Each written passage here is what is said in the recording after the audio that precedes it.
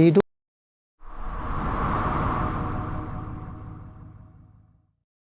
Alhamdulillahilladzi arsala rasulahu bil huda wa dinil haqq liyudhhirahu 'alad dini kullihi wa kafaa billahi shahida. Asyhadu an la ilaha illallah wahdahu la syarikalah wa asyhadu anna Muhammadan 'abduhu wa rasuluh. Allahumma fashalli wa sallim wa barik ala sayyidina Muhammad wa ala alihi wa ashabihi ajma'in. Amma ba'd. Para pemirsa yang dirahmati Allah, pada kesempatan kali ini saya ingin membahas tentang sirah sahabiyah, yaitu tentang sahabiyah Ummu Sulaim. Beliau adalah orang yang punya kedudukan khusus di dalam sejarah Islam. Beliau ibunda dari Anas bin Malik radhiyallahu anhu. Beliau adalah orang yang mendapatkan janji surga dari Rasulullah sallallahu alaihi wasallam. Dan kita tahu bahwa Anas bin Malik adalah salah satu dari 7 orang yang paling banyak meriwayatkan hadis dari Rasulullah sallallahu alaihi wasallam. Dan banyak sekali murid-murid beliau yang sangat terkenal, di antaranya Hasan al-Basri, kemudian Ibnu Sirin, kemudian juga Umar bin Abdul Aziz, Thabit al-Bunani dan sebagainya. Mereka adalah orang-orang besar yang berguru kepada Anas bin Malik, yang notabene adalah anak dari Ummu Sulaim. Didikan dari Ummu Sulaim yang sangat-sangat luar biasa. Para pemirsa yang dirahmati Allah, Anas bin Malik radhiyallahu an adalah sahabat yang mendapatkan doa khusus dari Rasulullah sallallahu alaihi wasallam. Beliau pernah berdoa, Allahumma akthir malahu wa waladah wa barik lahu fima a'taitah. Ya Allah, perbanyaklah harta dan keturunannya serta panjangkanlah usianya. Dan benar bahwa Anas bin Malik mendapatkan semuanya. Umurnya menurut riwayat adalah 103 tahun. Dan anak keturunannya mencapai ratusan orang.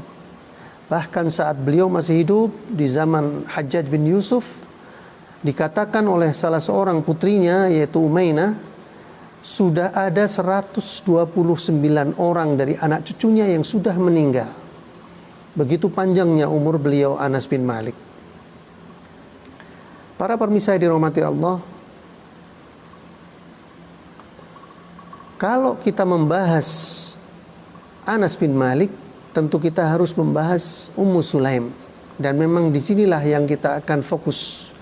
Bahwa Ummu Sulaim adalah orang yang sangat cerdas, orang yang sangat unggul, orang yang sangat istimewa. Dikatakan di dalam riwayat saat Rasulullah SAW datang ke Madinah hijrah, maka orang-orang berlomba-lomba untuk memberikan hadiah yang terbaik kepada Rasulullah. Dan Ummu Sulaim bingung apa yang bisa diberikan kepada beliau. Maka muncullah ide dari Ummu Sulaim untuk menyerahkan anaknya yang sangat-sangat berbakat, yaitu Anas bin Malik, untuk membantu beliau. Dikatakan dalam riwayat bahwa suatu ketika Rasulullah datang kepada Ummu Sulaim, dan kemudian Ummu Sulaim menyuguhkan kurma dan minyak samin. Tapi Rasulullah menolak dengan halus karena saat itu beliau sedang berpuasa. Maka kemudian beliau memilih untuk menuju ke satu pojok dan sholat 2 rakaat di situ dan mendoakan bagi kebaikan Ummu Sulaim dan keluarganya. Maka kemudian tatkala selesai sholat, Ummu Sulaim menyampaikan kepada beliau, wahai Rasulullah, aku punya hadiah khusus bagimu. Apa wahai Ummu Sulaim, kata Rasulullah? Orang yang siap membantumu, yaitu anakku Anas. Begitulah jawaban dari Ummu Sulaim. Maka kemudian terlontarlah doa yang tadi saya sampaikan, doa yang kemudian membekali kesejahteraan Anas bin Malik hingga berumur 103 tahun. Para pemirsa yang dirahmati Allah,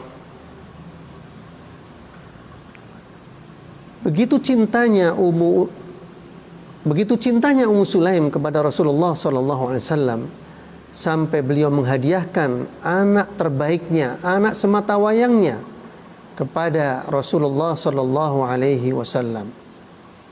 Nah, seperti apa sebetulnya profil Ummu Sulaim? Ini yang akan kita bahas. Diriwayatkan oleh Ibnu Abdul Bar bahwa Ummu Sulaim ini punya beberapa nama di dalam sejarah. Ada yang menyebut namanya Sahlah, ada yang menyebut Rumailah, ada yang menyebut Unaifah, atau bahkan ada yang mengatakan Mulaikah. Tapi yang jelas nama yang paling terkenal baginya adalah Rumaiso atau Humaiso. Dan Humaiso ini disebut di dalam hadis baik yang diriwayatkan oleh Al-Bukhari maupun Muslim.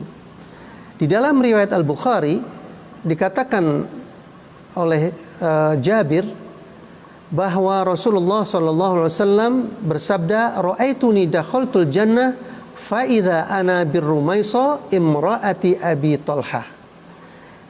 Rasul mengatakan, ketika aku masuk surga, tiba-tiba aku melihat di sana ada Rumaisa, istri Abu Talhah.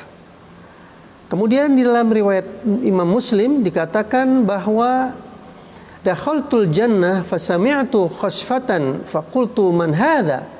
Qalu hadhil Rumaisa bintu Milhan ummu Anas bin Malik.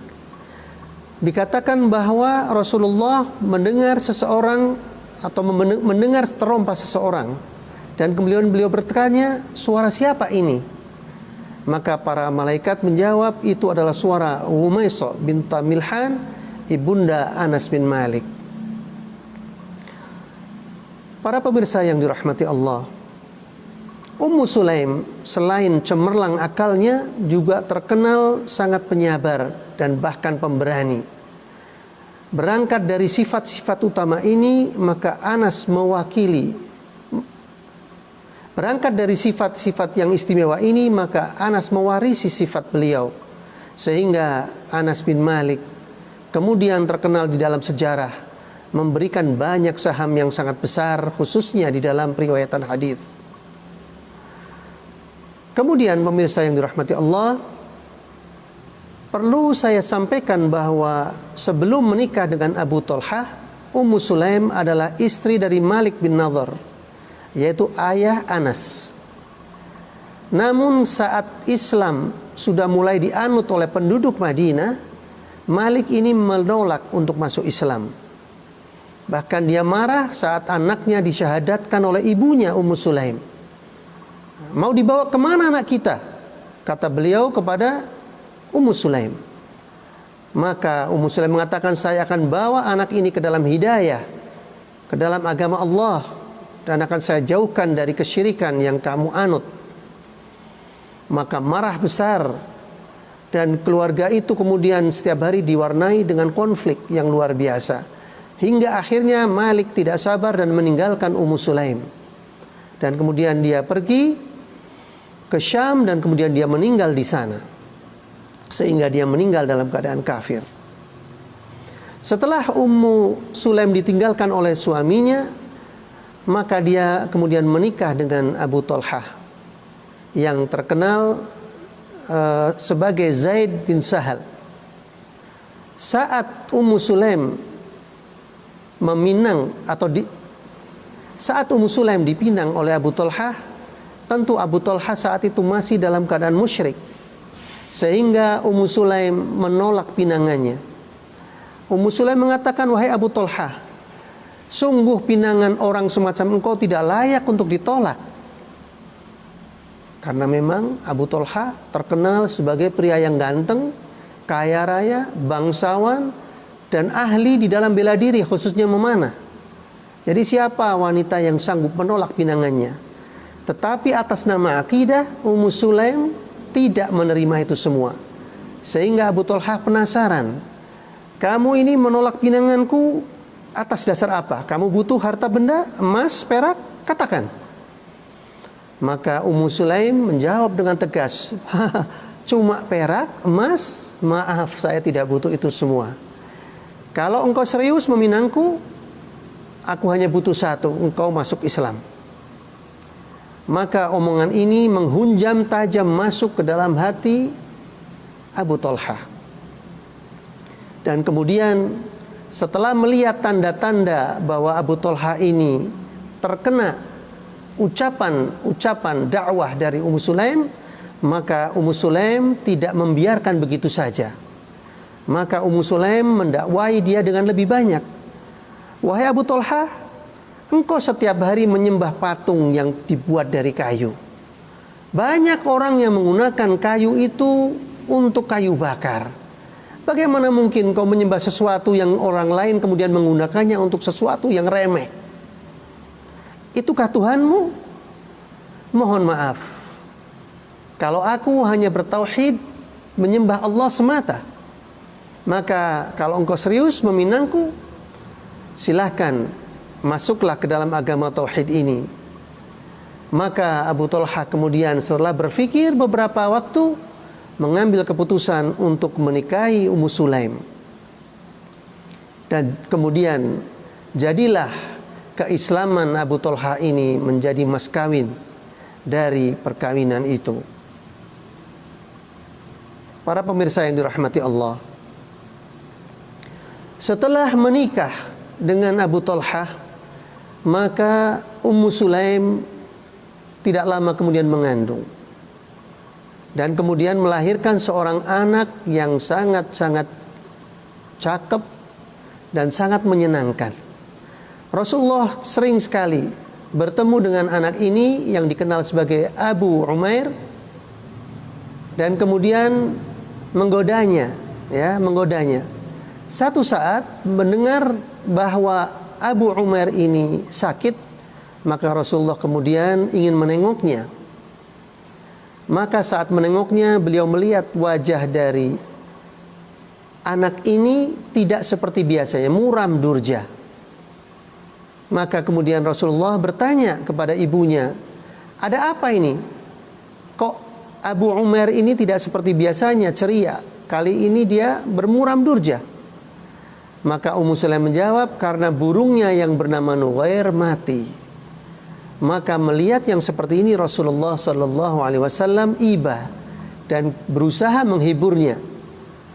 Dikatakan di dalam riwayat bahwa Rasulullah sallallahu alaihi wasallam yudhahikuhu, qala fara'ahu hazinan faqala ya Aba Umair ma fa'alan Nughair. Ya. Dikatakan bahwa Rasulullah kemudian menggodanya dan kemudian bertanya, apa yang terjadi dengan burungmu wahai Abu Umair? Setelah beberapa hari ditengok oleh Rasulullah, ternyata Abu Umair ini sakit lebih keras dari sebelumnya. Dan kemudian satu saat abahnya yaitu Abu Talhah sedang pergi ke masjid untuk melaksanakan sholat. Ummu Sulaim di rumah hanya beserta anaknya. Maka Abu Umair ini dipanggil oleh Allah Subhanahu wa ta'ala. Meninggal padahal anak ini sudah digadang-gadang, sudah diharapkan betul akan menjadi pejuang Islam oleh ayahnya maupun ibunya. Maka apa yang terjadi? Sungguh pelajaran yang sangat mahal bagi kita semuanya, khususnya kaum ibu. Ummu Sulaim segera menyiapkan segala sesuatunya, mengurus jenazah anaknya yang tercinta. Saat justru Abu Talhah belum pulang dari masjid, dimandikan, dikafani, dan kemudian dimasukkan ke dalam kamar dan dikunci rapat. Dan kemudian Ummu Sulaim berpesan kepada anaknya, yaitu Anas bin Malik, untuk tidak menceritakan apapun kepada Abu Talhah saat dia kembali, sampai waktu yang tepat Ummu Sulaim sendiri yang akan menceritakan kepada suaminya itu. Maka betul apa yang diamanatkan oleh ibunya, Anas bin Malik tutup mulut, tidak bercerita kepada Abu Talhah. Dan saat Abu Talhah pulang, maka kemudian dia bertanya kepada istrinya, kepada Ummu Sulaim, bagaimana anak kita keadaannya sekarang?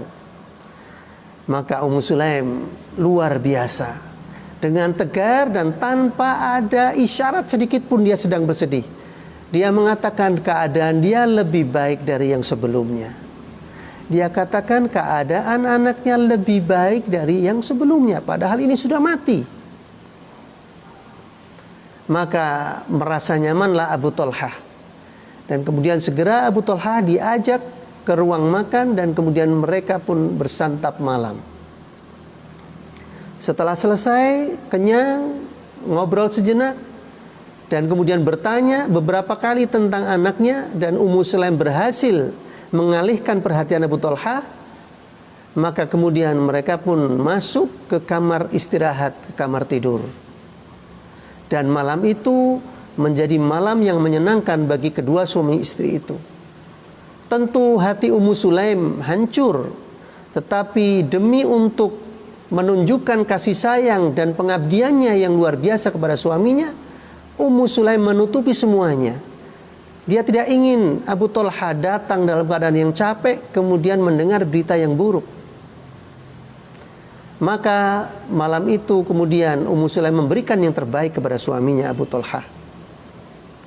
Dan setelah semuanya selesai, maka mulailah Ummu Sulaim mengajak Abu Talhah untuk memahami dan mengerti keadaan yang sebenarnya. Maka dia pun berkata kepada Abu Talhah, "Wahai Abu Talhah suamiku, aku ingin bertanya kepadamu." "Ya, tanya, silakan. Tanya apa?" "Bagaimana menurut pendapatmu kalau ada salah seorang dari keluarga meminjam sesuatu kepada keluarga yang lain, dan kemudian keluarga yang dipinjami itu datang ingin mengambil kembali pinjamannya. Bagaimana menurut pendapatmu kalau kemudian yang dipinjami menolak?" "Oh, itu tidak adil, tidak benar itu. Orang sudah dipinjami, ya dia harus mengembalikan." "Begitukah?" "Iya, memang begitu." Maka kemudian Ummu Sulaim menyampaikan apa yang ingin disampaikannya. "Wahai suamiku, ketahuilah bahwa anak kita Abu Umair adalah titipan Allah, pinjaman Allah kepada kita. Dan Allah tadi berkenan mengambil pinjaman tersebut. Maka silahkan kau tengok di kamar. Anak itu sudah aku mandikan dan aku kafankan." Maka Abu Talhah setelah beristirja mengucapkan inna lillahi wa inna ilaihi raji'un, menengok anaknya, dan kemudian muncul raut muka ketidakpuasan dan sedikit rasa jengkel kepada Ummu Sulaim. Bagaimana mungkin dalam keadaan kesedihan yang mendalam seperti itu justru dia mengajak makan, bahkan mengajak bersenang-senang. Maka esok harinya Abu Talhah mendatangi Rasulullah sallallahu alaihi wasallam dan menyampaikan apa yang terjadi kepada Rasulullah. Dia mengeluh, "Wahai Rasulullah, bagaimana mungkin anak kami berada di kamar dalam keadaan sudah meninggal, malah dia mengajak saya tidur?" Apa jawab Rasulullah sallallahu alaihi wasallam? Dengan sangat bijaksana dan memberikan kabar baik, maka beliau memberikan ucapan selamat, "Barakallahu fi lailatikuma." Semoga Allah memberkati malam kalian berdua. Dan ternyata doa Rasulullah ini diijabahi oleh Allah Subhanahu wa taala. Malam itu juga menjadi malam yang istimewa karena menitis calon janin, yang kemudian pada waktunya lahirlah seorang bayi yang sangat cantik, yang sangat ganteng, yang bernama Abdullah. Dan nama ini adalah nama yang diberikan oleh Rasulullah sallallahu alaihi wasallam langsung atas perintah Ummu Sulaim. Anas bin Malik datang kepada beliau minta agar beliau memberikan nama, dan Anas datang dengan membawa kurma agar sekaligus Rasulullah mentahnik adiknya tersebut. Maka kemudian Abdullah ini resmilah menjadi Abdullah, anak dari Abu Talhah, yang di kemudian hari benar-benar mendapatkan keberkahan dari doa Rasulullah. Abdullah ini kemudian mempunyai 7 anak yang semuanya hafal Al-Quran, dan menjadi generasi yang hebat, menjadi pejuang-juang Islam. Semuanya hadir dalam berbagai macam pertempuran yang dilakukan oleh umat Islam saat itu. Para pemirsa yang dirahmati Allah, itulah Ummu Sulaim, seorang wanita yang istimewa, yang tegar, yang sabar. Tetapi keistimewaan Ummu Sulaim tidak hanya di situ. Ummu Sulaim terkenal orang yang sangat pemberani dan sulit dicari tandingannya. Seorang wanita dengan keberanian seperti Ummu Sulaim.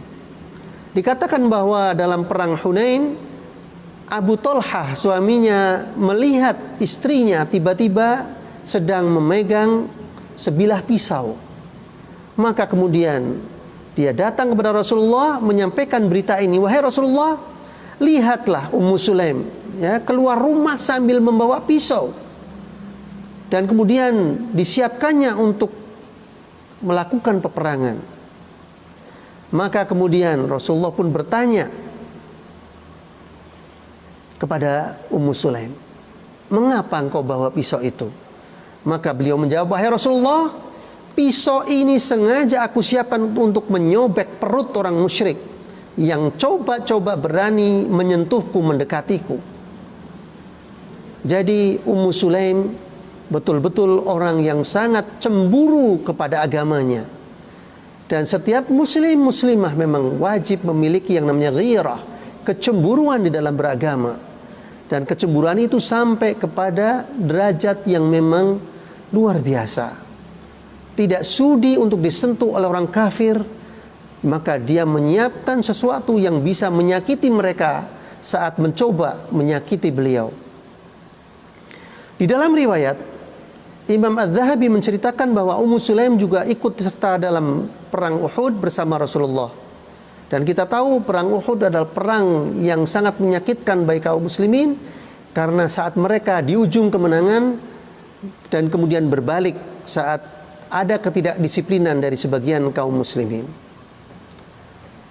Para pemirsa yang dirahmati Allah, Ummu Sulaim juga dikenal di dalam sejarah sebagai orang yang sangat mencintai Rasulullah SAW. Tidak hanya menghadiahkan anak tercintanya yaitu Anas bin Malik untuk mengabdi kepada beliau lebih dari 10 tahun.